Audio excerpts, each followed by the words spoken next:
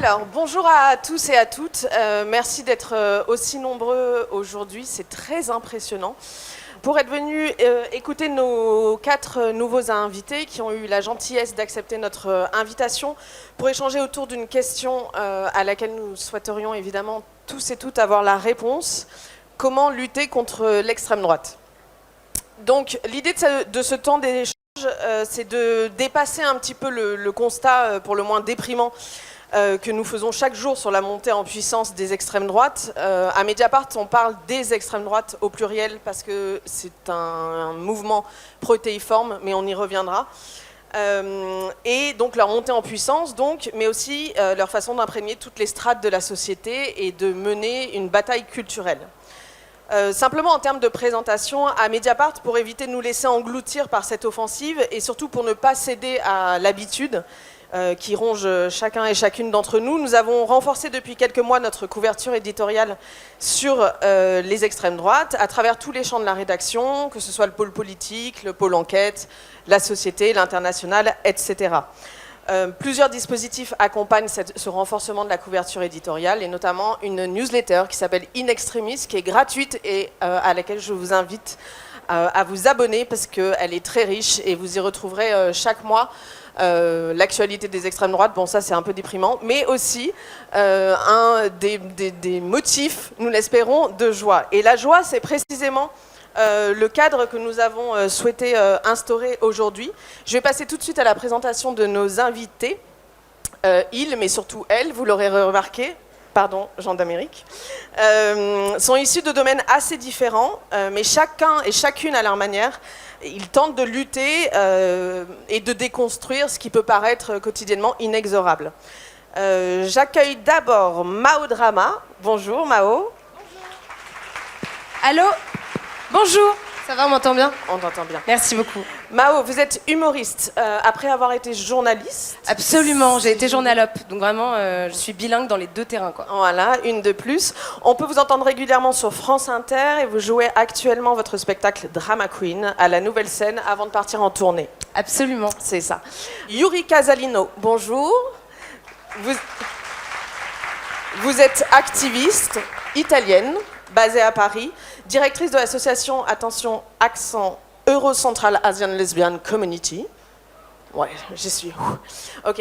Et on abordera avec vous notamment, évidemment, la question de l'engagement au niveau européen et aussi la question italienne, puisque, comme vous le savez tous et toutes, Giorgia Meloni est maintenant chef du gouvernement italien depuis 1 an, 2 ans.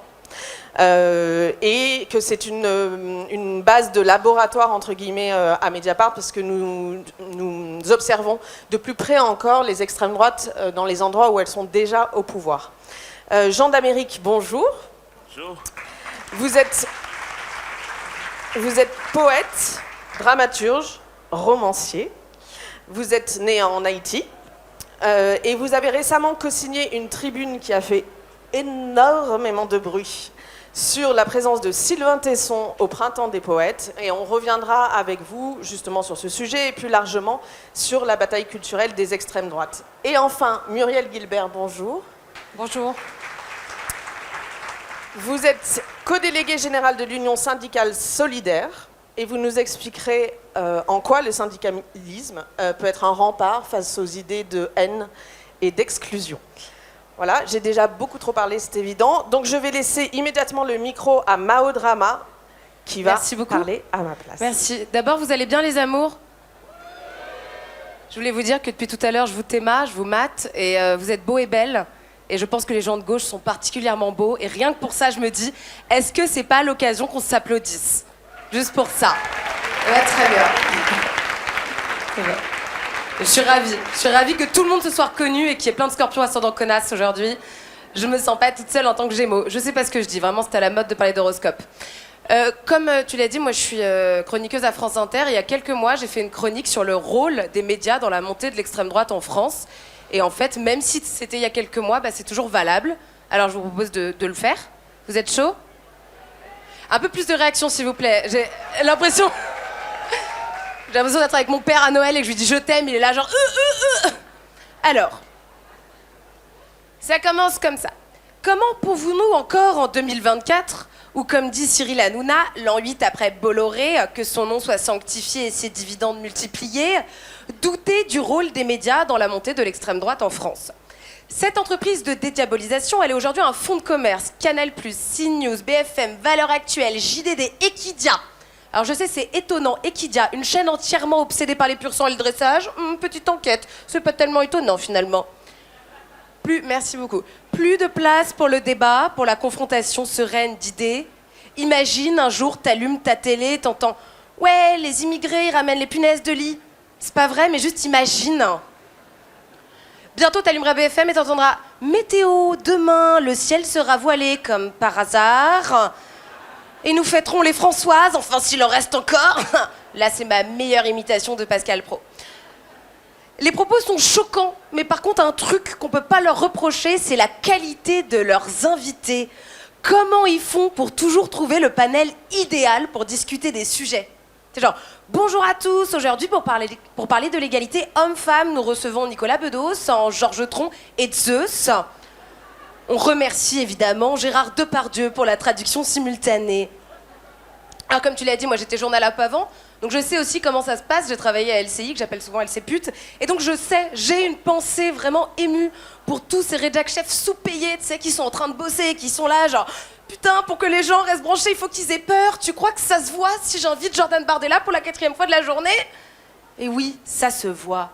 Et chacun joue le jeu de l'autre. Parce que l'invité, il se dit, oh là là, pour être réinvité, il faut que je sois choquant. Il faut que je sois croquant-choquant, je sais pas, comme Trump. Et du coup, ils disent que des conneries. Ils sont là genre, il faut construire un mur entre le quartier du Marais et les autres arrondissements. Voilà, ça n'a pas de sens, mais c'est aujourd'hui l'actualité qu'on a. Portée par les médias partout en Europe, l'extrême droite avance avec souvent à leur tête des femmes. Parce que récemment, je suis retombée justement sur une vidéo de Giorgia Meloni qui harangue la foule en hurlant « Je suis une femme, je suis une mère ». Et je me suis demandé, après la montée de l'extrême droite en Europe dans les années 30, qui était portée par des hommes, par des pères de la patrie, comme par exemple Mussolini, Pétain, Franco, Salazar, est-ce qu'aujourd'hui l'extrême droite s'incarne-t-elle désormais en mère de la nation? Voilà, j'ai pas la réponse, je suis là pour poser des questions. En tout cas, juste politiquement, j'espère, parce que si t'as vraiment une mère d'extrême droite, à mon avis, la vie est un peu difficile. Toute ton enfance, t'as pas droit aux danettes choco-vanille, ni aux bics 4 couleurs, faut pas trop se mélanger. Si tu joues à la marchande, joue avec des francs. Et tiens, mon poussin, ton déguisement de Bravem pour Halloween. L'utilisation des qualités associées à la féminité fleurit partout dans le monde, qu'il s'agisse de Marine Le Pen en France, de Marie-Jo Taylor Greene aux États-Unis ou de Cersei Lannister à Westeros. Mais ne nous y trompons pas, elles sont enfermées dans des codes virils de l'exercice du pouvoir, avec des positions tout aussi rétrogrades. Par exemple, l'année dernière, le FN avait proposé une loi pour rembourser, prendre en charge l'endométriose. Mais juste après, ils ont proposé une loi pour interdire l'écriture inclusive. Tu vois, hop là, il faut tout de suite revenir à son niveau d'équilibre. Et moi, je comprends très bien, parce que toute la semaine, je mange bio, et le week-end, hop là, je prends un peu de MD. Tu vois, il faut un peu trouver son équilibre. Très étonnée et très inquiète du fait que beaucoup de gens aient rigolé. On sait maintenant qu'il y a un bon numéro de dealer. Je rigole pas, on sait pas, vous savez. Voter pour une femme, ce n'est pas voter pour le droit des femmes, comme l'avait dit Léa Chamboncel. Alors rappelez-vous que la nuance aujourd'hui dans les débats, c'est comme les fruits dans les pubs Oasis, c'est pas parce qu'on les montre qu'il y en a vraiment. Merci.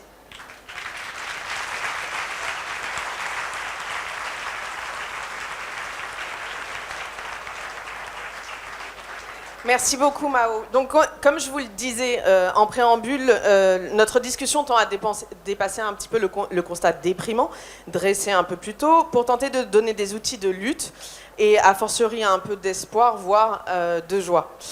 Dans ce cadre-là, évidemment, il ne faut absolument pas hésiter à prendre la parole, à la demander, à poser des questions. On est là pour ça, on n'est pas juste là pour vous donner des outils, quoi. Il faut participer. Et ma première question, puisqu'on sort de la chronique de Mao, attention là tu bois, mais c'est pour toi. Je voulais savoir, puisque vous êtes tous dans des domaines respectifs assez différents, est-ce que pour toi, l'humour, toujours dans cet objectif de lutte contre l'extrême droite, est-ce que l'humour peut jouer un rôle, et si oui, lequel? Bah, en vrai, malheureusement, je pense pas que l'humour va permettre à des gens qui veulent voter FN de ne pas le faire. Par contre, moi, je pense que l'humour, c'est vraiment une catharsis, c'est un endroit pour les gens qui sont déprimés par ce qui se passe. Bah, au lieu de prendre un Xanax, ils peuvent regarder Aymeric Lompré, Guillaume Meurice ou moi. Et c'est déjà ça de prix dans la vie, d'aller chercher de la joie un peu partout, quoi. Merci beaucoup. Et bref, Et la satire politique, elle est aujourd'hui très en danger. Enfin, on l'a vu avec la blague sur le prépuce de Guillaume Meurice en octobre. Pour moi, l'enjeu, il n'est pas que ça ait blessé des gens, ça je peux complètement le comprendre. L'enjeu, il est que c'est une polémique qui a été complètement démesurée et prise en charge uniquement par Pascal Praud et par tous les relais médiatiques de l'extrême droite pour essayer de faire taire ceux qui sont là pour titiller. Bon, voilà. Je n'ai pas grand-chose d'autre à vous dire, mais continuons de faire des blagues. Je crois que notre capacité d'émerveillement et ta capacité à rire autant à une blague de bite qu'à une blague de Tush ou à une blague sur Le Pen, ça fait toujours du bien. C'est toujours ça. De toute façon, on meurt dans 10 ans, vraiment, avec le réchauffement climatique. Donc, je suis contente d'être là pour vous donner du sourire.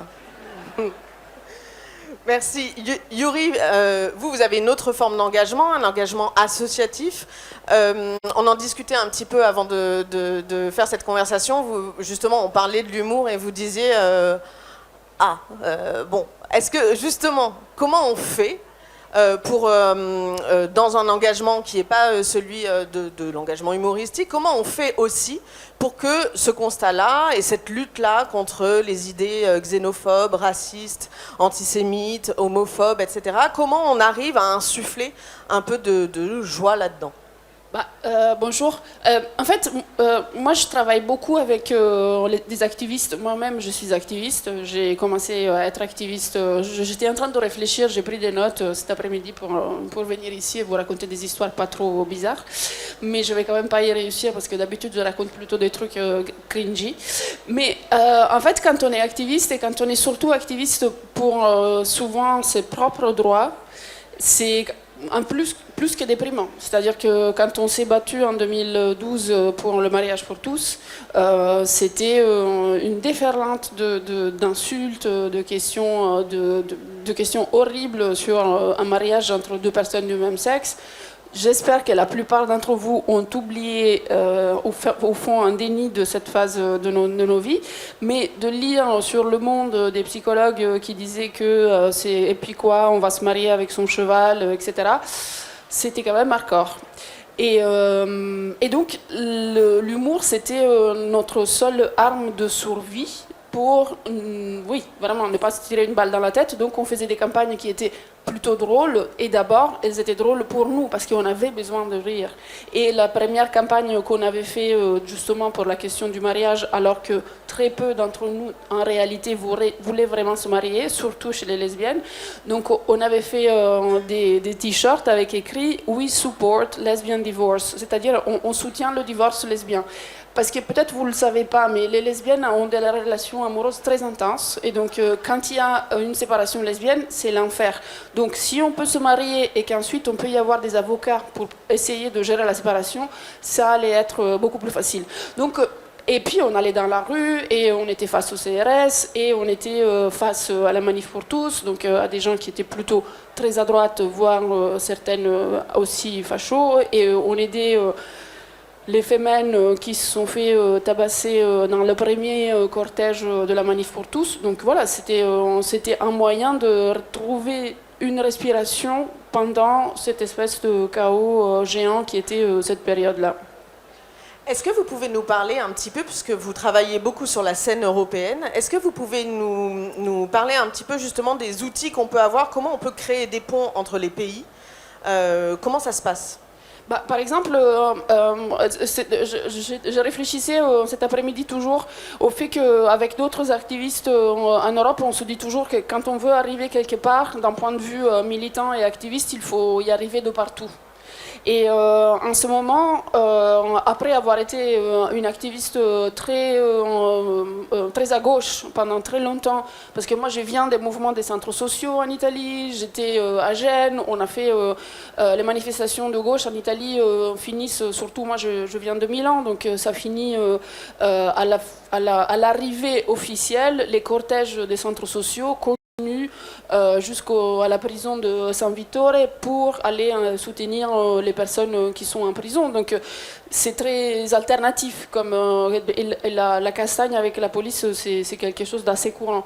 Mais maintenant, on a créé une association européenne, on récolte de l'argent au niveau européen et on essaye de financer les mouvements locaux pour faire en sorte de construire un réseau qui soit capable aussi de s'entraider, se soutenir et encore une fois créer des respirations quand ça va très mal quelque part. Hier, en Italie, le ministère de l'Intérieur a porté, je pensais porter plainte, mais pas du tout, a contesté la décision du tribunal de Padoue qui avait décidé que les 37 femmes lesbiennes auxquelles on voulait enlever un des deux noms de l'acte de naissance de leurs enfants nés par PMA. Donc le tribunal de Padoue a dit non, c'est les femmes lesbiennes qui ont raison, on ne peut pas enlever une des deux mamans de l'acte de naissance. Le ministère de l'Intérieur a fait appel officiellement, sans plus se cacher derrière des circulaires qui vont à la magistrature et qui restent des choses internes. Et donc officiellement, ils essayent de mettre en danger les enfants, ces 37 enfants-là, plus tous les autres enfants qui vivent aujourd'hui dans des familles homoparentales en Italie, en enlevant ces deux femmes. Donc le problème, c'est que si on n'est pas un réseau, cette situation-là va être une catastrophe dans l'endroit où elle arrive, mais on peut les aider par ici. On va faire des manifestations devant les ambassades italiennes. Giorgia Meloni, on lui a déjà posé les questions, mais qu'est-ce que vous faites face à toutes les manifestations qu'il y a devant les ambassades? Donc voilà, le réseau européen contre les extrêmes droites est absolument vital. Muriel Gilbert, est-ce que vous pouvez nous expliquer un petit peu, à votre échelle, c'est-à-dire celle du syndicalisme, est-ce que vous travaillez aussi avec des réseaux européens? Est-ce que vous y arrivez? Est-ce qu'il y a certains pays où c'est plus compliqué, notamment les pays, je pense à ceux qui sont déjà dirigés, je dis déjà pas parce qu'on va l'être, mais qui le sont actuellement par les extrêmes droites. Comment vous, justement, de quels outils vous vous parez dans le syndicalisme pour lutter contre ces idées-là? Alors, il y a une dimension effectivement internationale de notre lutte contre l'extrême droite. On est dans un réseau syndical international de lutte qui rassemble notamment la CSP Conjuntas, donc Brésil, donc Bolsonaro qui était au pouvoir. On a évidemment un œil sur ce qui se passe en Italie. On a ces réseaux internationaux, mais aussi on a, je dirais, un réseau qui est intersyndical, qui est VISA, qui est Vigilance Initiative contre l'extrême droite, et qui en fait fait régulièrement des études sur justement ce qui se passe, par exemple, sur le RSA en Italie, ou la politique qui est menée, et qui fait des parallèles évidemment avec ce qui se passe en France, la manière dont vote l'extrême droite, et on met en avant les liens forts entre cette pensée d'extrême droite, vous l'avez dit, c'est protéiforme, et je pense que ça fait partie du minimum syndical pour un syndicat qui se dit de transformation sociale, parce que pour nous en fait fondamentalement, lutter contre l'extrême droite, c'est être antiraciste, c'est aussi lutter contre la loi immigration récemment qui fait justement un amalgame assez incroyable entre des politiques d'extrême droite et des gens qui ne sont pas censés l'être. Ça, je pense que c'est vraiment un glissement très inquiétant. Et donc, pour nous, c'est une valeur fondamentale, et je pense que dans le syndicalisme, historiquement, montrer aussi que l'extrême droite, elle est du côté du patronat. On sait qu'il y a eu un vote ouvrier, entre guillemets, de l'extrême droite, mais c'est largement dépassé actuellement. Et je pense que du coup, les syndicats, ils sont implantés dans le travail, sur les lieux de travail. Et c'est là qu'il faut qu'on ait des discussions très concrètes, en fait, compris autour de la machine à café, sur ce que ça veut dire, en fait, l'extrême droite, en termes de préférence nationale, en termes de haine de l'autre. Et je pense que voilà, on s'emploie à différents niveaux, en fait, avoir des communications, mais être aussi au plus près du terrain. Donc ça veut dire de tout en bas jusqu'à l'international sur ces questions-là. Il y a un mot qui est une formule en tout cas quand on a discuté enfin pas tous ensemble justement, mais de façon bilatérale sur l'objet de ce débat. Il y a quelque chose qui est souvent revenu dans nos discussions, c'est comment on redonne du sens à tout ça. Et surtout, enfin pas surtout, comment on redonne du sens et par quel vecteur. Et parmi ces vecteurs, c'est un peu ce que vous disiez Mao dans la chronique aussi, c'est-à-dire qu'on entend tous les jours tellement tout et n'importe quoi, et c'est pour ça que la force de l'habitude est très intéressante dans le combat contre l'extrême droite, c'est ne pas s'habituer, ne pas se résigner. Et donc dans cette volonté de redonner du sens, il y a aussi une volonté de se réapproprier la langue et de comprendre en fait ce qu'on se dit, ce qui se dit et comment cette construction et ce langage se meut dans notre monde. Et c'est là-dessus que je voulais vous inviter à vous exprimer, Jean d'Amérique, parce que vous êtes poète, que vous travaillez énormément sur ces questions-là, évidemment. En clair, comment la poésie, sans dire la poésie c'est beau donc ça lutte contre l'extrême droite, non, parce que ça n'est pas le sujet, mais comment on se réapproprie par les mots le langage quotidien et comment on redonne du sens à tout ça? Alors je pense que d'abord en fait il faut envisager la poésie et comme toutes les formes artistiques comme des vecteurs d'idées aussi. C'est-à-dire c'est pas juste une pratique artistique, je fais de la poésie pour faire de la poésie. C'est que peu importe ce qu'on dit, on transmet quelque chose comme sens auprès des gens avec qui on les partage en fait. Et du coup, pour moi ça donne une responsabilité quand on écrit, quand on crée une œuvre artistique. Et d'un autre côté, il y a les idées qu'on incarne comme personne. Parce qu'on n'est pas artiste d'un côté et citoyen de l'autre. C'est, par exemple, quand vous m'invitez à parler ici, c'est pas mon œuvre qui parle. Je ne suis pas en train de faire de la littérature ici. Je ne suis pas en train de faire de la poésie. Je suis un être debout qui parle, qui transmet des idées, qui incarne des idées. Et donc qui a un potentiel impact sur les gens qui m'écoutent. Et on a tendance aujourd'hui à, neutraliser la littérature par le statut d'écrivain, en fait. Et c'est là aussi que je pense qu'il y a un certain danger. Et dans le cas que vous avez évoqué tout à l'heure de cette tribune qui contestait Sylvain Tesson comme parrain du Printemps des Poètes, pour moi ça a révélé quelque chose de cet ordre-là. C'est que parrainer, c'est incarner, c'est infuser un souffle collectif aussi. C'est représenter en quelque sorte. Et donc c'est pas strictement l'œuvre qui est en jeu, c'est aussi un système d'idées qu'on transmet à travers une image, à travers un personnage.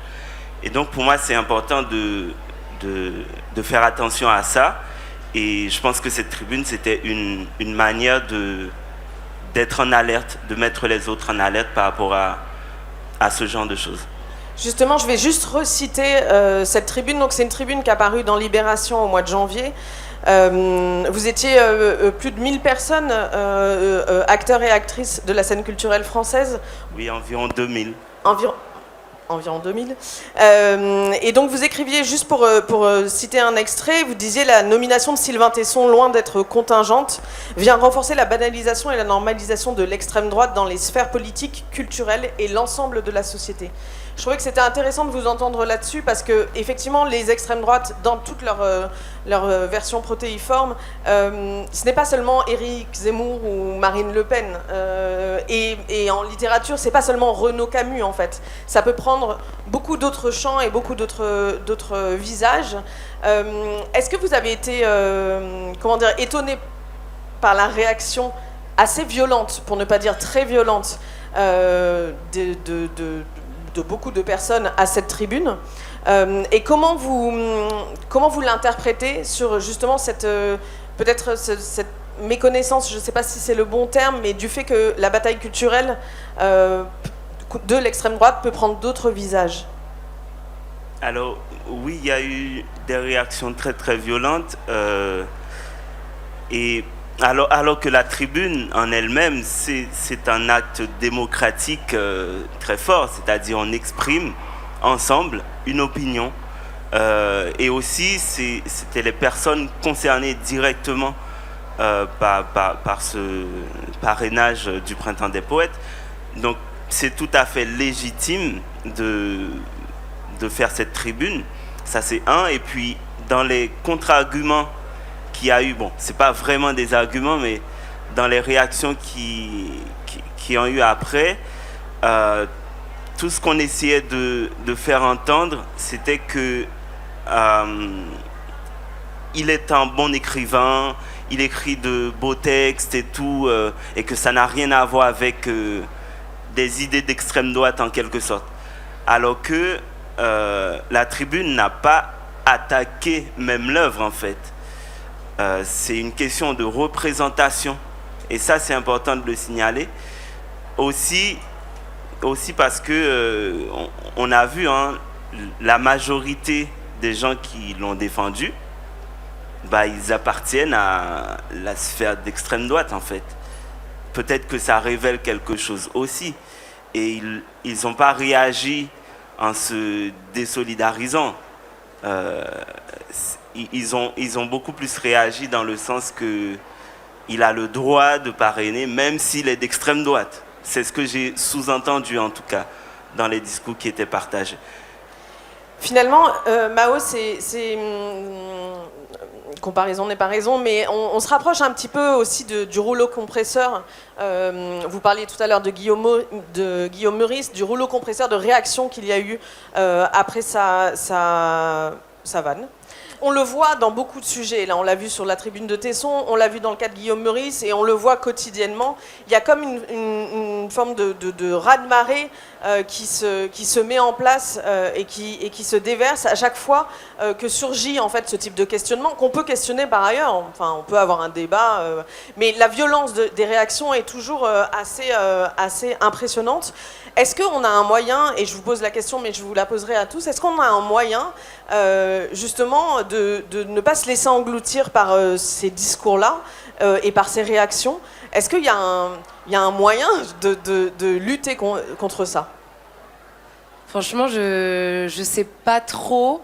Je sais que ce qui peut aider quelqu'un qui est au milieu d'une tempête, parce que moi, sans commune mesure avec Guillaume, j'ai déjà été dans des tempêtes, toujours par des hommes, des incels et des mecs d'extrême droite. Rien que voir ma tête, ça les agace. Le fait qu'une femme existe dans l'espace public et sur les réseaux sociaux, c'est déjà hyper compliqué pour eux à gérer. Comme en plus j'ai des propos féministes et engagés, c'est un peu la totale. Et encore, je suis pas à l'intersection de plein de discriminations. Bref, moi ce qui peut m'aider à chaque fois, c'est que comme eux, ils se mettent en meute pour me dire t'es une merde, ce qui aide de ouf, c'est quand les gens qui sont d'accord avec moi disent t'es super. C'est trop con comme petite bataille, mais pensez pas que le moindre commentaire passe inaperçu. Tout peut aider la personne qui est en train de le vivre à se ressourcer et à se dire genre ok, je suis pas tout seul et tout. Parce que je trouve qu'il y a plein de batailles symboliques qu'on laisse à l'extrême droite. Je trouve que ça s'est vu pendant le mariage pour tous. Moi je me rappelle, je passais le bac à cette époque et je me rappelle que j'avais vu la manif pour soutenir le mariage pour tous passer, et il y avait genre 300 000 personnes, contre de l'autre côté, on laissait 1 500 000 personnes défiler chaque semaine et tout.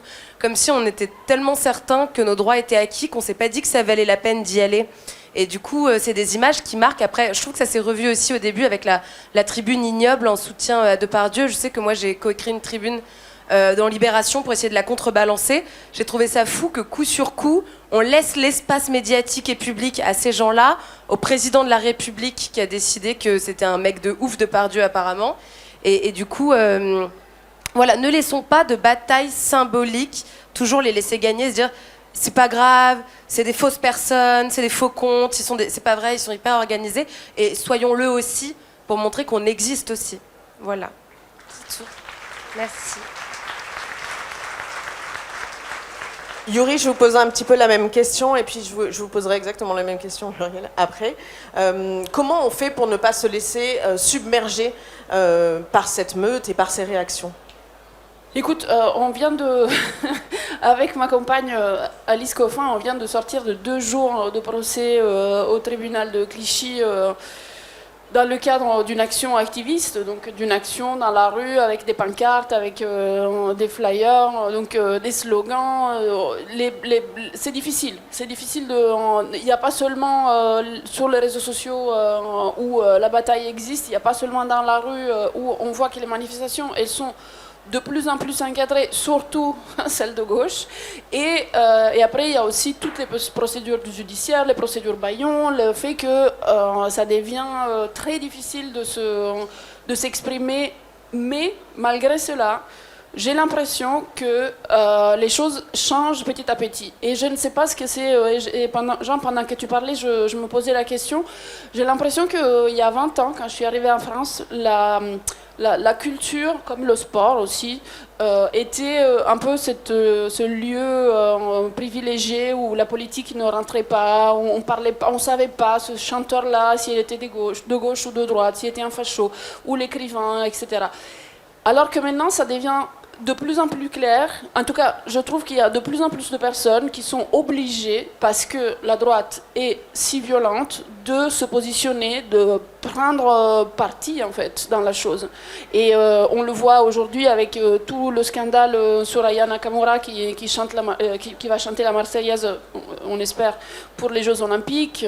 Donc les gens se positionnent, les personnes qui font de l'art ont un peu moins peur ou se trouvent un tout petit peu moins corrompus quand elles et ils prennent la parole sur les questions de racisme et en ce moment énormément sur des questions de sexisme, de violence sexiste et sexuelle.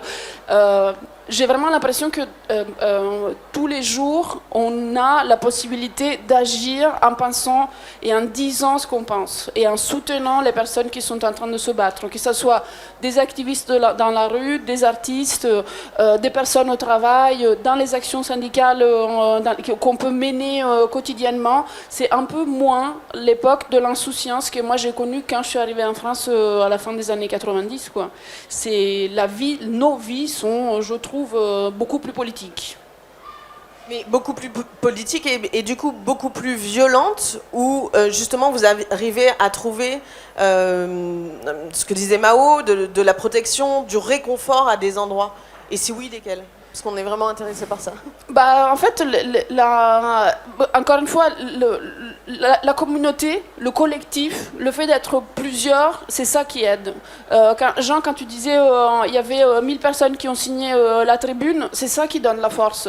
Quand il y a un groupe de 10 humoristes qui sont tous les jours à la radio et qui tiennent cet espace-là et qui ne se laissent pas démonter, c'est ça qui donne la force. C'est de savoir qu'on n'est pas seul. Pour moi, le collectif, c'est ce qui peut faire la différence dans nos convictions qu'on est en train de faire le bon choix, le choix juste.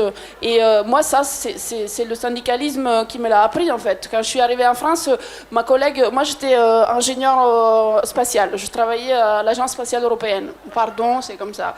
Et voilà, et je faisais voler des fusées dans l'espace. Voilà, c'était des satellites. Ça s'appelle Ariane 5, maintenant bientôt ça s'appellera Ariane 6. Et ma collègue, qui était une féministe, qui était presque à la retraite, elle m'a dit, ok, si tu travailles bien, même si tu es étrangère, parce que évidemment l'espace et le secret défense vont toujours ensemble, même si tu es étrangère, on va peut-être t'embaucher dans cet endroit incroyable qui est l'Agence spatiale française quand même. Et elle m'a dit, ok, par contre, tu prends mon job, moi je pars à la retraite, tu prends mon job, mais tu prends aussi le syndicalisme. Et moi j'étais là et je me dis, non, je sors de l'université, j'ai aucune envie de me mêler dans des histoires syndicales. Et elle m'a dit, si, c'est comme ça, c'est le deal. Donc j'étais obligée de reprendre sa place de syndicaliste. Moi j'avais 20 ans et elle en avait 60. Et c'était génial. J'ai appris ce que ça voulait dire résister face au pouvoir des patrons qui, de toute manière, essayent au quotidien de nous opprimer. Donc aujourd'hui, lutter contre le fascisme, c'est la même chose. Il faut être beaucoup et il faut résister, en fait. Muriel, j'imagine que cette dimension collective vous parle, justement. Est-ce que pour vous, finalement, la lutte ne passera que par le collectif? Oui, parce que actuellement, on est quand même un peu dans un basculement. Hein. Nous, on a plus de... Enfin, même en mars dernier, en plein mouvement retraite, on avait des attaques de l'extrême droite, par exemple, de la plateforme de courrier qui faisait un piquet de grève à Perpignan. Il y a de plus en plus de militants de Solidaires, mais pas que de Solidaires, qui sont directement menacés avec des armes à feu, parfois tabassés, des camarades de Solidaires étudiants aussi beaucoup dans les facultés. On voit qu'il y a un cran supérieur de groupes identitaires qui, j'allais dire, prennent la confiance. Donc je pense que c'est vraiment à nous aussi de prendre la confiance.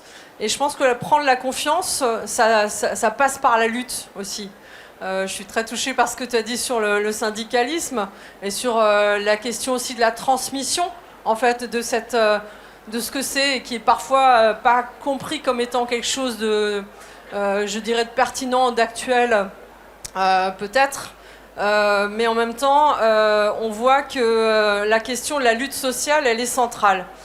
Moi, ce que je voulais aussi dire, c'est que ce qui s'est passé aussi pendant le mouvement des retraites, le fait que Macron ne cède pas, malgré des millions de personnes dans la rue, ça lui donne une responsabilité importante aussi dans ce qui risque de se passer dans les prochaines élections. Et c'est ce qu'on a dit à Solidaires, y compris quand on est rarement, mais parfois reçu par le gouvernement. C'est pourquoi cette réforme, alors qu'en fait, on a l'extrême droite qui est toujours tapie dans l'ombre et qui, quelque part, récupère cette thématique sociale à son compte. Et je pense que justement, en investissant les luttes sociales, en investissant aussi les sujets pour lesquels l'extrême droite est complètement à côté de la plaque. Je pense les questions féministes, je pense les questions antiracistes, je pense les questions écologistes. Qu'est-ce qu'on a vu là dernièrement sur la crise agricole? On a vu l'extrême droite qui jubilait, qui disait oui, voilà, on est aux côtés des paysans, des paysannes, il faut remettre de la PAC, il faut...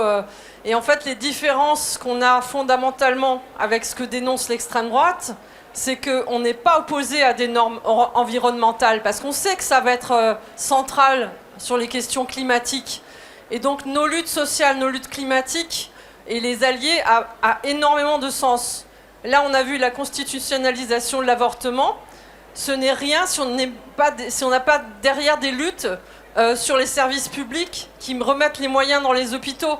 Et ça, c'est les luttes féministes aussi qui les portent. Donc à Solidaires, on est très... sensible à justement en fait, faire cette convergence des luttes. Et je pense qu'elle apporte énormément aussi dans l'idée qu'on peut être acteur, actrice, sans forcément être dans le syndicalisme, mais être acteur et actrice positivement de la lutte contre l'extrême droite. Aujourd'hui, juste, je finis par là, par exemple, il y a une action à Montgenèvre, une maraude, c'est-à-dire qu'en fait c'est à la frontière avec l'Italie, d'avoir... un certain nombre de syndicalistes, aussi italiens bien sûr, qui dénoncent ce qui se passe actuellement, c'est-à-dire une chasse aux migrants, avec une militarisation, avec des drones, avec des jumelles thermiques pour chasser ceux qui passent quand même ces frontières dans des conditions incroyables. Mais je pense que ceux et celles qui rejoignent ce type de maraude, qui rejoignent aussi nos luttes sociales, elles ont une part très active. Et on pense que voilà, il faut faire cette convergence un peu partout et par tous les moyens.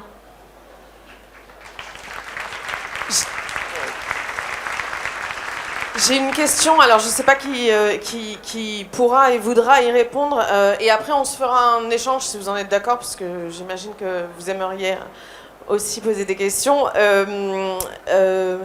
Toujours dans cette idée de se réapproprier le sens, l'histoire, la culture. On le sait, on est depuis 7 ans maintenant dans un moment politique où quelqu'un est apparu sur la scène politique en disant qu'il était et de droite et de gauche, et de droite et de gauche, ni de droite, enfin on n'en sait rien.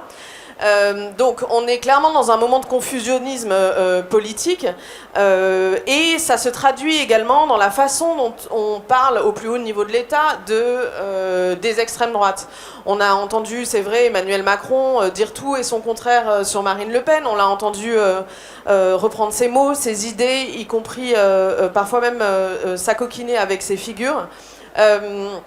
La question que je me posais, c'est finalement, si je me fais l'avocate du diable, ce que dit Emmanuel Macron, c'est de dire ça sert à rien d'avoir des arguments moralisateurs, ça sert à rien de rappeler que le Rassemblement National est un parti qui a été cofondé par un ancien Waffen-SS, ça ne sert à rien. Maintenant, l'extrême droite a évolué, ce n'est plus ça l'extrême droite, et avec vos arguments moraux, vous allez droit dans le mur.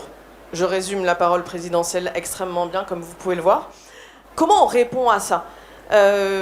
Qu'est-ce qu'on répond à ces arguments précisément pour se réapproprier, et c'est un peu pour vous, pardon, balle perdue Jean d'Amérique, comment on fait pour dire ben non, en fait vous êtes gentil mais on va lutter comme on le veut contre l'extrême droite et on va les qualifier un petit peu de la façon dont on le choisit? Bon, pour moi c'est ça la force du langage, en fait, d'avoir conscience de comment on peut se réapproprier le langage et détruire ce genre de discours, parce que c'est pas par exemple à Emmanuel Macron le fait qu'il dise qu'il n'est pas de droite ou d'extrême droite, c'est pas ça qui est la réalité ou la vérité en quelque sorte. C'est que c'est à nous de reprendre le pouvoir du langage et de nommer les choses telles qu'elles sont dans la réalité. Parce que oui, on peut. C'est pas parce qu'on dit qu'on est de gauche non plus qu'on est de gauche. C'est pas parce qu'on dit qu'on est de droite qu'on est de droite. Donc, pour moi, le langage, il joue ce rôle-là, et c'est à nous de le prendre et d'affirmer les choses selon la réalité qui nous entoure. Et je reviens un petit peu à ce qu'on disait tout à l'heure, par exemple, sur la question d'être vraiment dans la solidarité. Je pense qu'il y a un travail à faire là, parce que si je prends l'exemple de ces 2000 personnes qui ont signé cette tribune qu'on a évoquée, il y avait quand même une forme de solitude dans cet espace-là, parce qu'on avait comme l'impression que, comme c'est la poésie, c'est un peu marginal, et que justement ça ne concernait pas forcément tout le monde, ça ne concernait pas forcément la sphère politique, alors que précisément je pense que la gauche aurait dû se saisir de cette occasion pour poser le débat de cette bataille culturelle que mène l'extrême droite ici en France. Et on s'est senti un peu seul, et c'est pas sans conséquence aussi pour les personnes qui ont signé, parce que moi, pour avoir été un petit peu dans le ventre des choses, je sais qu'il y a des personnes qui ont même demandé de retirer leur signature après la vague de violence, parce qu'ils se sont sentis menacés aussi par certains impacts que ça pouvait avoir, soit sur leur carrière, soit sur la fréquentation de certains espaces ou structures culturelles. Donc c'est important de se rallier et de mener cette bataille ensemble, même si ça se passe par exemple dans la poésie ou dans le cinéma ou dans le théâtre. Il faut faire faisceau, c'est comme ça qu'on avance, je pense.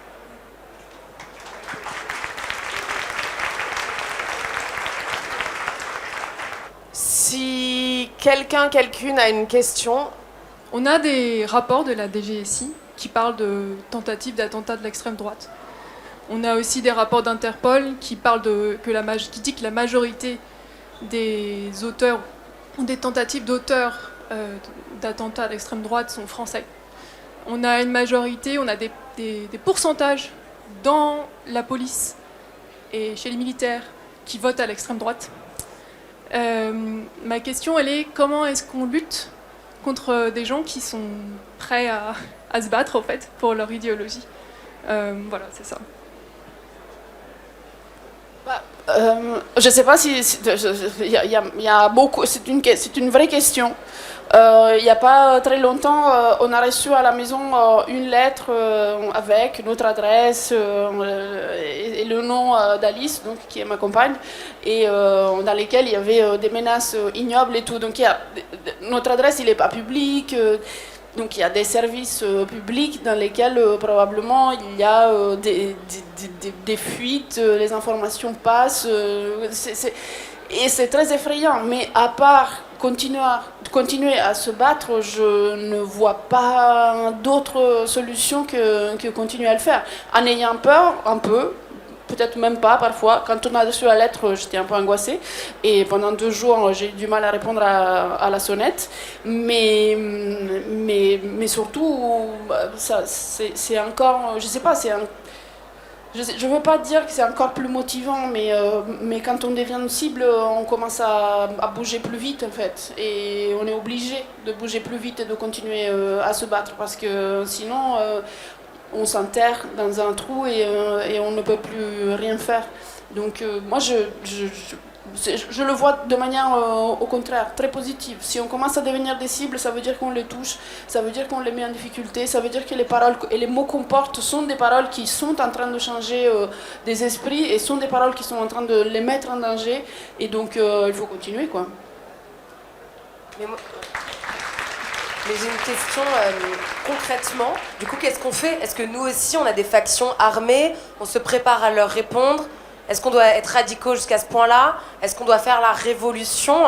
Encore une fois, je ne pose que des questions, mais moi, je trouve que ça se pose vraiment. En tout cas, dans 3 ans, s'il y a l'accession au pouvoir de Marine Le Pen, c'est sûr qu'on ne pourra pas juste continuer genre, à mettre des affiches en disant « patriarcat caca », tu vois. Genre, il va falloir qu'on leur réponde autrement. Moi, après, je ne sais pas me battre, hein, je ne suis pas courageuse à ce point-là. Mais s'il y a des gens qui sont prêts à être courageux à ce point-là, je peux que les encourager. Je veux pas... Ouais, non, c'est la fin de ma phrase. Je veux pas qu'on fasse dire ce que je n'ai pas dit. Oui, je pense que la situation qu'on vit aujourd'hui n'est pas tombée du ciel. En fait, on a 30 ans d'organisation, de structuration de l'extrême droite qui a commencé à attaquer la sphère Internet, hein, avec la fachosphère, avec des commentaires sous des articles, en prenant les médias au fur et à mesure. Hein. Vous voyez Bolloré, vous voyez d'autres ultra-riches d'extrême droite qui ont commencé à prendre les médias et à répandre finalement leurs paroles de façon globale. Et on voit aussi qu'ils sont énormément organisés. Il n'y a qu'à penser à Crépol, tout simplement Crépol, où dès qu'il y a Thomas qui est mort, bah, immédiatement, ils sont allés en masse là-bas pour en découdre. Donc ce que je veux dire, c'est que quelque part, notre faiblesse, derrière, c'est nous pas être organisés, de ne pas être structurés. C'est ça notre gros problème. Et aussi, ils sont quelque part organisés de fait sur le langage, parce que je rejoins Jean d'Amérique. Quelque part, ils parlent le même langage. De droite à extrême droite, avec des thèmes particuliers, ils ont le même langage. Alors il y a eu beaucoup d'auteurs comme Bégodeau, comme Nicolas Framont, etc., qui sont en train de parler du langage, mais le langage est aussi fondamental. Et je pense que tant qu'on n'aura pas réglé ces 2 branches-là, la branche du langage, parler la même langue, une langue commune, parce qu'à gauche, c'est vraiment une langue disparate. Il faut quand même rappeler que, par exemple, au PS, pardon, s'il y a des gens qui sont du PS, mais ils parlaient d'assistanat, ils reprenaient des thématiques de droite, ils reprenaient aussi toute une vision de droite. Donc après, tant qu'on n'aura pas notre langage commun, et tant qu'on ne sera pas capable de structurer, de se réunir facilement, parce que la question du nombre est essentielle aussi. Quelque part, si on veut changer le rapport de force, il faut être plus nombreux.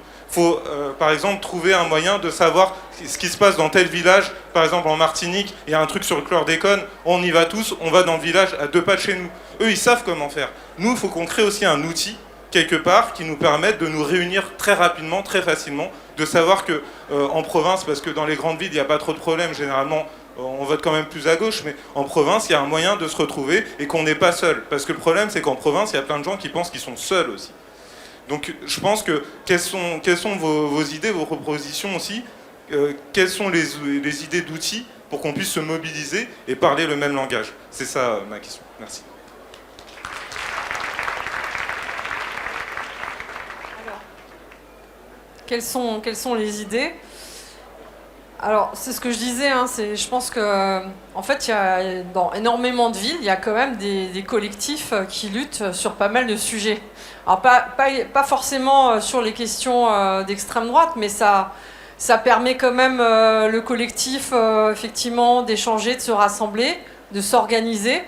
Nous, au sein des syndicats de solidaires, on a des formations déjà sur ces questions antifascistes. Et c'est aussi des organisations qu'on réfléchit dans nos manifestations où il y a effectivement un service d'ordre qu'on assume, qui est mixte à solidaire. Ça veut dire aussi on affirme certaines valeurs. C'est pas pour mettre que des mecs gros bras, etc. C'est qu'on réfléchit aussi la sécurité autrement. Et bon, on a vu, hein, je pense que, moi j'ai envie de parler un peu des gilets jaunes. Avec toute je dirais tout ce qui a été positif et compliqué aussi dans certaines villes, parce qu'il y avait aussi l'extrême droite qui s'était invitée dans les gilets jaunes, mais c'est quelque part un des exemples où il y a eu des rassemblements spontanés, où il y a eu des choses parfois très positives et qui rejoignaient complètement ce qu'on revendique depuis des années, avec la répression infernale qu'il y a eu derrière, avec les blessés, les morts, quoi.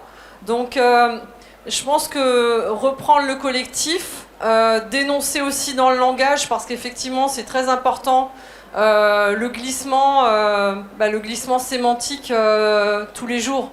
Ça a été dit, hein, il n'y a jamais eu autant de concentration de pouvoir que dans les médias et la presse. Ça, je pense que c'est à dénoncer. D'ailleurs, Sophie Binet, la CGT, je fais même la pub de Sophie Binet, a écrit un livre sur la question, sur Bolloré et ses liens avec l'extrême droite. Donc je pense que c'est notre rôle aussi de dénoncer tout ce qui se passe à ce niveau-là. Et moi, je reviens quand même sur la loi immigration, où on a quand même vu un gouvernement qui a assumé complètement de passer sur la préférence nationale avec l'extrême droite, qui a clairement dit que c'était une victoire idéologique. Donc je pense que ça, c'est quelque chose qui doit nous révolter, en fait. Et ça peut nous révolter aussi de rejoindre, par exemple, tous les grévistes de Chronopost qui font grève depuis des années maintenant qui sont un peu seuls sur leur piquet, qui vont se faire dégager bientôt. Oui, il faut être en soutien, oui, il faut être là aussi pour eux et elles. Parce que c'est comme ça aussi concrètement qu'on fait avancer nos luttes et qu'on sera plus fort collectivement.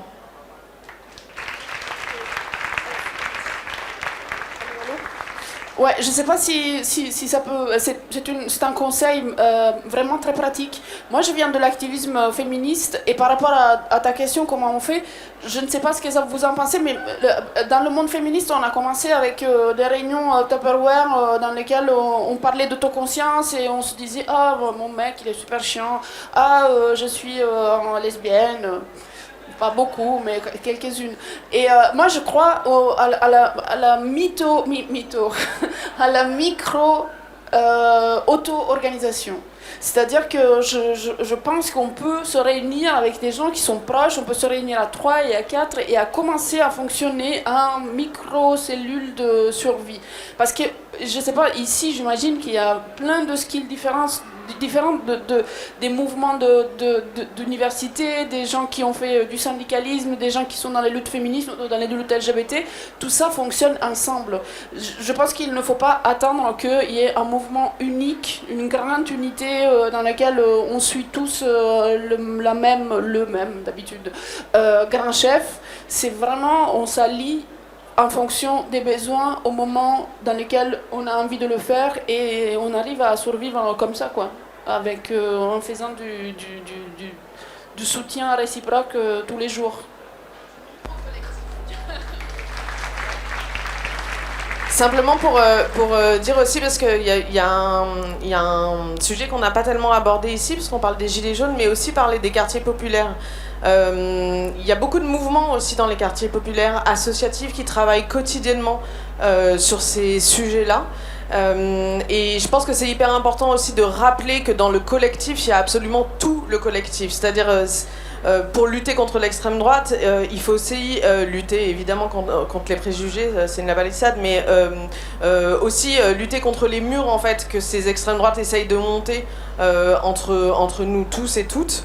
Je voulais juste poser ça parce que dans ce rouleau compresseur, et on l'a vu d'ailleurs après la mort du jeune Naël au mois de juin, les effets de sens sont très importants et je pense que c'est nécessaire de remettre un petit peu de jugeote là-dedans et de créer aussi des ponts évidemment avec les quartiers populaires, avec les territoires plus éloignés des métropoles. Je pense que tout ça crée du liant. Donc sur du micro-collectif peut-être au départ, et ensuite en faire une masse. Bonjour, moi je voudrais revenir sur l'idée de l'importance du langage dont vous avez parlé. Et vous êtes des journalistes, vous êtes censés maîtriser le langage, le décortiquer. Et je trouve que vous ne faites pas assez de travail sur les comparaisons de ce que disait par exemple Marine Le Pen à une certaine époque de façon cynique, sans détour, et maintenant le langage qu'elle a adouci, mais qui est encore plus hypocrite. Et je pense que les gens sont pas bêtes et pourraient voir la différence de langage entre ce qu'elle disait avant et ce qu'elle dit maintenant, et qui est le même processus de glissement vers une extrême droite, mais adouci, et ça permet de passer mieux chez certaines personnes qui sont désespérées, qui ne savent plus pour qui voter. Alors moi, je trouve que le journaliste a un travail de langage à faire sur ces comparaisons de langage entre ce qu'il disait avant de façon cynique et ce qu'ils disent maintenant. Ça, je crois que c'est pour toi, Hélène, c'est ta faute. Mea culpa. C'est un travail à Mediapart, alors je sais pas, mais sincèrement on s'y attache quotidiennement de justement déconstruire le discours de Marine Le Pen, d'Éric Zemmour et de tous les ersatz de l'extrême droite. Tant et si bien qu'on a même changé la formulation. On a décidé collectivement, par exemple, de ne plus utiliser un terme qui est beaucoup utilisé dans les médias et dans la sphère publique, qui est le terme d'ultra-droite. Je ne sais pas si vous avez vu, mais à chaque fois qu'il y avait des groupuscules néo-nazis qui sortaient, on disait « Oh là là, l'ultra-droite est encore dans la rue ». Bon, ben pardon, mais c'est pas l'ultra-droite en fait, c'est l'extrême droite. Et l'extrême droite, c'est pour ça qu'on parlait de protéiformisme, c'est effectivement autant des formes partisanes, Marine Le Pen, ce qu'elle a été, ce qu'elle est aujourd'hui et ce qu'elle restera, autant Éric Zemmour, autant Renaud Camus, autant d'une certaine façon des figures comme Tesson, etc., que des groupuscules néo-nazis, néo-fascistes qui vont dans les rues cagoulés avec des flambeaux. Bon, nous aujourd'hui, on distingue évidemment dans cette idée de se réapproprier toujours le langage et de redonner du sens, on distingue évidemment les formes partisanes des formes groupusculaires par exemple, mais pour autant tout ceci relève de l'extrême droite. Il n'y aura plus le mot ultra-droite qui est un terme à la base policier et des services de renseignement dans les colonnes de Mediapart. Et je trouve que ça, journalistiquement déjà, ça contribue en fait à redonner du sens et de la clarté dans un monde qui en manque effectivement assez cruellement. J'ai une question concernant les réseaux sociaux et plus particulièrement X, anciennement Twitter. On sait que depuis longtemps c'est un réseau social dont je ne vais pas rappeler l'importance dans le débat public, mais qui vire de plus en plus sérieusement vers l'extrême droite et aujourd'hui qui est devenu une sorte de chambre d'écho. À titre personnel, je suis encore surpris à quel point ça peut l'être, parce que par exemple sur les hashtags 8 mars, je m'y attendais pas, mais en fait ils étaient totalement récupérés par l'extrême droite et par les influenceuses antiféministes. Donc je pense qu'aujourd'hui, même sur des thèmes où on s'attend à ce que la gauche puisse s'exprimer, en fait on voit qu'il y a même sur ces thèmes-là, il y a une prévalence énorme de l'extrême droite. Est-ce que vous pensez, dans le cadre de la lutte contre l'extrême droite, est-ce que c'est encore possible de lutter contre l'extrême droite sur les réseaux sociaux, ou est-ce que vous adhérez à l'idée de plus en plus de personnalités politiques ou de personnalités du monde de la culture qui quittent ces réseaux sociaux et qui donc, alors je ne sais pas si on dirait abandonner le combat, bref, j'aimerais avoir votre avis sur la question. Merci. Je sais pas, je ne peux pas dire d'être une grande experte des réseaux sociaux. Par contre, je suis pas mal l'activisme sur les réseaux sociaux, les combats politiques sur les réseaux sociaux. Et pour donner une réponse à ta question, moi je dirais que de notre point de vue, du point de vue des personnes qui font des campagnes sur Internet, des campagnes politiques et aussi internationales sur Internet, les réseaux sociaux sont un espace indispensable de lutte. Parce que c'est des médias en fait. Et comme c'est des médias BFM, comme c'est des médias TikTok, comme X est un média. Et c'est vrai que les équilibres à l'intérieur des différents réseaux sociaux, maintenant X et puis TikTok qui devient de plus en plus important, même pour les combats politiques, changent tout le temps. Et ça a changé avec Elon Musk. Déjà avant, c'était une cloaque d'insultes, mais c'est des choses qui sont en modification perpétuelle. Facebook n'existe presque plus pour toute une tranche d'âge. Donc, pour moi, ce n'est pas le choix de les abandonner ou de ne pas les abandonner. Pour moi, le choix est plutôt comment on les utilise. Comment on les utilise, comment on les utilise comme instrument. Comment on ne fait pas cette espèce de ludisme, c'est-à-dire on refuse la technologie, on refuse les réseaux sociaux. Comment on s'en sert de manière intelligente? Comment on peut les hacker? Comment parfois on peut aussi s'en séparer et dire ok, là je fais un moment de pause, ou carrément on l'investit plus du tout parce que ça coûte de l'argent et du temps d'investir les réseaux sociaux, surtout quand on fait de la politique online sur les réseaux sociaux. Donc c'est des outils, il n'y a pas de caractéristiques très négatives ou très positives, c'est est-ce que ça fonctionne ou pas. Et pour le moment, Twitter est encore, malgré le fait que c'est de plus en plus une cloaque, est encore un réseau social qui marche, dans lequel les gens retrouvent de l'information et dans lequel il y a encore des comptes, malgré toutes les modifications algorithmiques et voilà, les modifications des règles, on trouve encore des informations et c'est encore une caisse de résonance qui fonctionne. On est en train de se transférer dans l'activisme politique de plus en plus, justement, vers TikTok. L'autre jour, j'ai discuté avec quelqu'un qui avait fait la campagne de Lula au Brésil sur TikTok. Cette femme géniale, très jeune, je sais pas, elle avait 12 ans. Non, elle n'avait pas 12 ans, elle en avait 25, mais pour moi, elle en avait 12. Et en fait, elle nous racontait qu'elle devait faire des campagnes sur les réseaux sociaux de TikTok pour la campagne électorale de Lula, sans avoir un président auquel poser des questions ou lui faire des vidéos un peu drôles. Donc elle a dû s'inventer de zéro, à partir de vieilles photos de la famille de Lula, des threads de TikTok pour engager le jeune public, les jeunes personnes qui votent sur TikTok, pour essayer de les attraper, de les ramener vers Lula. Donc c'est super intéressant de savoir comment on essaye avec deux bouts de ficelle de faire quelque chose.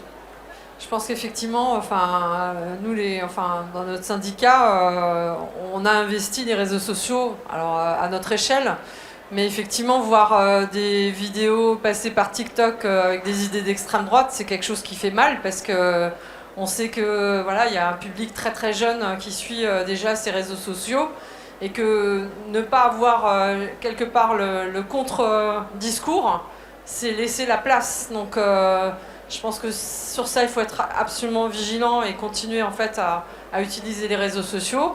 Et ce qu'on a vu effectivement sur les hashtags et la récupération et l'instrumentalisation des luttes féministes en mettant en épingle en fait ce qu'il peut y avoir comme incident, je ne commenterai pas là-dessus, mais et de le monter en épingle et de discréditer en fait la lutte féministe. C'est un des objectifs aussi de l'extrême droite, ce qui montre bien que en fait, ce sont ces luttes-là qu'il faut investir, parce que effectivement, il y a une organisation aussi autour du discrédit des luttes qui sont porteuses et qui en fait luttent d'une certaine manière contre l'extrême droite et ses valeurs pourries. Oui, j'allais dire, et puis il faut se dire aussi que partout il y a des gens qui se réunissent. C'est important d'être là pour partager des outils de lutte aussi. Moi-même, j'ai beaucoup appris en termes d'outils de lutte via les réseaux sociaux. Et vous évoquiez tout à l'heure le fait que, par exemple, sur TikTok, récemment, je tombe sur des vidéos qui deviennent virales d'un rappeur qui véhicule clairement des idées d'extrême droite. Et les jeunes sont très au contact de ça, et donc ça participe à les influencer aussi en quelque sorte. Donc si on n'est pas là pour un peu replacer les choses et essayer de leur donner des contre-outils, je pense qu'on perd quelque chose à cet endroit-là. Donc c'est important d'être là partout où il y a des gens qui se réunissent et où on peut avoir un impact.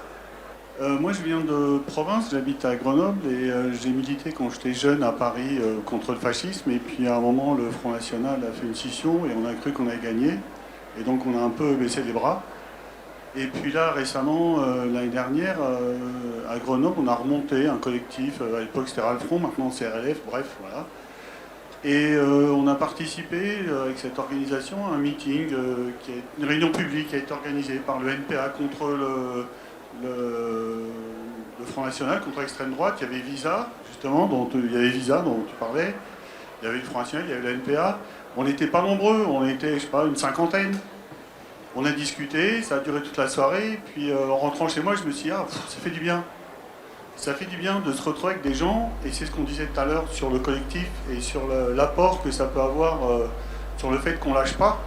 Même si on n'est pas nombreux, ça fait du bien de se dire que on n'est pas uniquement victime de la vague de langage, d'informations, de saloperies, on peut dire, qui sont dites partout. Ça, c'est la première chose. Et la deuxième chose, par rapport à la plateforme de Mediapart participative sur lesquelles on peut envoyer des stickers, des photos, des choses comme ça. Je suis peut-être nul, mais j'ai jamais réussi à me connecter. Voilà. Merci beaucoup. C'est encore ta faute. C'est encore ta faute. Le micro ne marche pas. Si, ça y est. Alors là, je vous invite à vous rapprocher de cette personne-là, qui s'appelle Sabrina Cassa et qui gère le club de Mediapart. C'est elle la responsable. Non, je vous remercie d'en parler parce que justement dans ce combat collectif et dans cet objectif-là, on a lancé un appel à contribution avec le club de Mediapart il y a une semaine maintenant. Je parle sous ton contrôle, Sabrina. L'idée en fait, c'est de pouvoir documenter en fait l'offensive visuelle dans l'espace public de l'extrême droite. Pour prendre une petite anecdote personnelle, je suis originaire de Nice et ça a jamais été de gauche, hein, on va pas se mentir, mais alors j'ai vu ces dernières années une espèce d'envahissement de ma ville, de petits stickers, de tags, de choses un peu incroyables que j'avais jamais vues, en tout cas pas dans ces proportions ces dernières années. Et on s'est rendu compte, effectivement, y compris pendant les campagnes présidentielles, que la photo d'Éric Zemmour était partout, dans le moindre petit coin de bout de France, on voyait une affiche d'Éric Zemmour. Et en fait, c'est Yumni Kezouf qui s'occupe des questions d'extrême droite au pôle politique de Mediapart.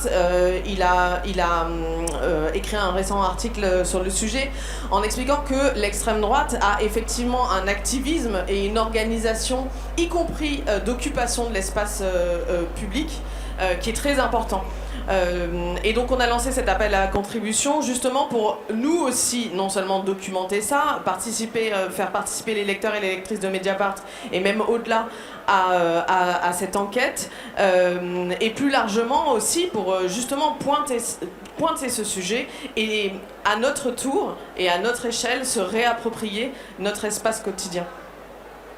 Donc c'est Florence de l'association La Place des Grenouilles.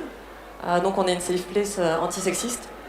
Et on n'est pas très positionné sur tout ce qui est extrême droite et antiracisme. Et on a des questions pour lesquelles on n'a pas tellement de réponses. Et moi, en tant que personne racisée, je suis encore plus démunie en réalité sur ces questions, notamment sur les ressources, au-delà de rentrer en lutte, déjà de survivre dans un milieu où Aya Nakamura se fait agresser et pour moi, littéralement, aucun homme ou aucune personne puissante ne s'est prononcée en sa faveur. J'ai pas beaucoup de moyens ou de ressources. Je ne sais pas si vous en avez à conseiller en termes de défense ou d'autodéfense pour déjà identifier les actes de racisme ordinaires ou pas ordinaires pour que les personnes qui soient racisées puissent se sentir un peu moins seules ou se retrouver entre elles. Ah oui, et on fait des cercles de parole entre personnes racisées, mais c'est pas suffisant pour le coup. Du coup, si vous avez des ressources plus, je sais pas, littéraires ou autres, ça m'intéresse. Pour moi, la référence absolue, c'est Kif Taras de Rokhaya Diallo et Grace Lee. Et c'est absolument génial. Et à partir de là, moi-même, en les écoutant et en entendant toutes les références qu'elles font pendant leur podcast, j'ai été tirer des petits fils et m'informer, me renseigner, essayer de comprendre des choses supplémentaires. Je ne sais pas si vous avez d'autres idées.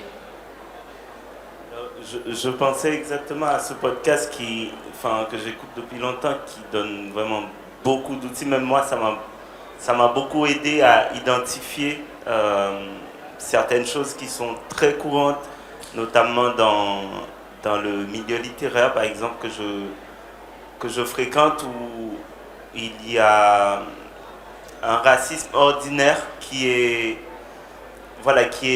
un peu caché sous couvert de littérature ou de pratiques artistiques. Peut-être aussi en termes de livres, si vous voulez. Je pense que l'œuvre de Jean-Claude Charles, si vous connaissez cet auteur, qui a écrit par exemple Le Corps Noir, qui fait aussi toute une revue de la presse française, bon, pas actuelle, mais qui révèle quand même beaucoup de choses sur la question du langage, notamment. Comment le langage a participé à la violence, en fait, sur les personnes racisées. Je pourrais vous donner peut-être James Baldwin, peut-être que vous connaissez, le travail de Raoul Peck, par exemple. J'ai pas en tête là d'autres, mais voilà. Merci pour toutes ces interventions également. Selon moi, l'une des forces de frappe de l'extrême droite, c'est aussi son omniprésence dans l'espace médiatique. Et je sais qu'en Belgique, il existe un cordon médiatique, un cordon sanitaire médiatique qui existe depuis les années 90, qui réduit grandement l'expression donc, de l'extrême droite, je crois surtout sur la RTBF, et je crois même que l'extrême droite a interdiction de s'exprimer en direct à la télévision. Et c'est cette question, c'est sous prétexte de la liberté d'expression, faut-il donner la voix à des gens qui sont contre la liberté d'expression? Est-ce que c'est pas se tirer une balle dans le pied? Donc je sais pas, du point de vue journalistique, j'imagine que c'est très difficile d'appliquer ça du jour au lendemain dans un pays, mais la Belgique en est un exemple. Et je ne sais par contre pas du tout quel impact ça a eu sur la politique belge. Je ne sais pas si finalement l'extrême droite est plus faible en Belgique ou pas, je ne sais pas. Mais je trouvais que c'était un angle d'attaque, puisque la question c'est comment lutter, qui pourrait être peut-être intéressant de voir. Il y a évidemment une question médiatique qu'on a assez peu abordée aujourd'hui, mais elle est tellement tentaculaire et large. Et par ailleurs, on sait bien, on est dans ce moment de concentration avec le milliardaire Bolloré. Là, j'imagine que vous avez vu ces derniers temps les auditions de Vincent Bolloré et des chroniqueurs de CNews, de C8, etc. à l'Assemblée nationale. Force est de constater qu'en France, on est quand même très loin de ça, c'est-à-dire de cette approche journalistique et médiatique et des conséquences qu'elles peuvent avoir. À Mediapart, on a quelques principes de base. C'est que on n'invite pas l'extrême droite. On ne fera pas d'interview avec Marine Le Pen ni avec Éric Zemmour. Tout simple, ça ne veut pas dire qu'on ne fait pas parler l'extrême droite, évidemment, dans nos papiers, mais on lui donne un corpus journalistique autour. C'est-à-dire que c'est pas un boulevard qu'on déroule et puis au revoir, quoi. On intègre toujours un petit peu, non, j'allais faire une comparaison, elle est pas bonne, mais un petit peu quand on publie un livre problématique, c'est pas, le fait est que le livre problématique peut être publié, mais il faut lui donner un corpus autour. Hyper important pour justement que ce soit pas juste de la propagande, quoi, et des paroles xénophobes, racistes, etc. Donc nous, on a ce principe-là, on enquête sur l'extrême droite, on analyse l'extrême droite, on fait des reportages auprès des militants d'extrême droite, des gens qui votent des électorats d'extrême droite, on discute avec des élus d'extrême droite, mais on ne les invite pas. Ils n'ont pas table ouverte, puis par ailleurs, ils l'ont déjà assez ailleurs, donc ils n'ont pas besoin de Mediapart. Donc ça, c'est un principe journalistique, mais à l'échelle de Mediapart, c'est-à-dire à l'échelle, même si on est très nombreux aujourd'hui et nombreuses, à l'échelle d'un journal qui est quand même à part, comme son nom l'indique. Pour le reste, on ne tend pas vers quelque chose de positif à mon sens, même s'il y a des autorités de régulation, mais on l'a bien vu, les autorités de régulation, elles sont le bec dans l'eau, elles font une sanction, 2 sanctions, 3 sanctions, puis en fait ça continue, on paye les sanctions et puis au revoir. Il n'y a pas à ce stade, mais ça commence sans doute, peut-être avec les auditions à l'Assemblée nationale, les choses infusent un peu, peut-être qu'il y a même des responsables politiques qui essayent de porter ces sujets sur la place publique, mais pour le moment, on est plus dans un discours général, politique en l'occurrence, qui est attention, la liberté d'expression, ce sont des champs. De toute manière, à partir du moment où on a des personnes au pouvoir qui expliquent que Marine Le Pen est plus républicaine, par exemple, que d'autres à l'Assemblée nationale, à partir du moment où en fait tout un pan de la sphère publique a accompagné l'entrée de Marine Le Pen dans le champ républicain, qui est leur expression préférée, bon, les médias, on est encore loin, quoi. C'est-à-dire qu'évidemment, ils crieraient à la censure. Et pourquoi les interdire? C'est exactement la même question qui s'est posée lors de la marche contre l'antisémitisme au mois d'octobre. C'était octobre. Au mois d'octobre, ils étaient très embêtés parce qu'en fait, ils répètent toute la journée que Marine Le Pen fait partie du champ républicain. Assez logiquement, si elle fait partie du champ républicain, elle est présente dans une marche pour la République, pour les valeurs républicaines. Donc c'est là où en fait eux-mêmes se font piéger là-dedans. Mais le fait est que le reste de l'année, ils accompagnent ce mouvement. Donc c'est difficile de faire autrement. Je pense que l'idée en fait de cordon sanitaire, elle est intéressante. Moi je prends l'exemple dans les syndicats. On sait très bien que maintenant on a des adhérents, malheureusement, des adhérentes qui votent RN. Hein, il y a des sondages qui sortent là-dessus.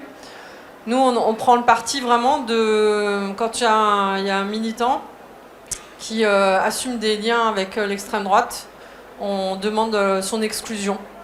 Parce qu'il faut garder, en fait, le principe de manière claire. Moi, je refuse, par exemple, aussi, quand on est invité sur, je sais pas, BFM pendant les retraites, je refuse d'être en plateau avec quelqu'un de l'extrême droite. Je pense que c'est pas grand-chose, mais ça marque aussi le principe de faire front et de pas accepter justement quelque part le fait de dire bon, finalement peut-être que débattre avec eux, ça pourrait montrer que... Alors, on est y compris dans le syndicat, et je sais qu'il y a certains syndicats qui vont quand même sur CNews par exemple, mais bon, nous au niveau national on refuse de le faire. Je pense qu'il faut avoir aussi cette réflexion sur finalement la responsabilité de chacune par rapport à ce qu'on peut être amené à voir faire par rapport au Rassemblement national ou à des partis d'extrême droite. Donc je trouvais que l'idée de cordon sanitaire, c'est quelque chose qui peut-être doit aussi être revendiqué parce qu'on porte aussi une représentation et une parole publique à ce moment-là. Merci beaucoup. Yuri, vous vouliez conclure Oui, je voulais faire un appel parce qu'en activisme, on est toujours un peu des hommes et des femmes sandwich. Donc aujourd'hui, j'ai un t-shirt qui s'appelle « Ma voix, mon choix ». Je la montre un peu à tout le monde. Et ça, c'est le geste qui va avec. Donc, ce t-shirt est parce que vous avez noté que le droit à l'avortement en France est passé dans la Constitution. Mais en Europe, la situation n'est pas pareille. En Italie, donc de là où je viens, il y a une énorme, un chiffre vraiment très important de médecins, de gynécologues qui ne pratiquent pas l'avortement. Et donc, un hôpital sur 2 en Italie ne peut pas pratiquer d'avortement par faute de médecins qui le font. Et en Pologne, c'est toujours interdit et ceci provoque des choses horribles et la mort de plusieurs femmes par an. Donc, si jamais vous voulez nous aider, mavoixmonchoix.org, c'est un site internet dans lequel on fait une récolte de signatures pour essayer d'imposer à l'Union européenne d'avoir une sécurité sociale pour couvrir les femmes qui sont obligées de sortir de leur propre pays pour aller avorter à l'étranger dans d'autres pays de l'Union européenne. Voilà. Merci.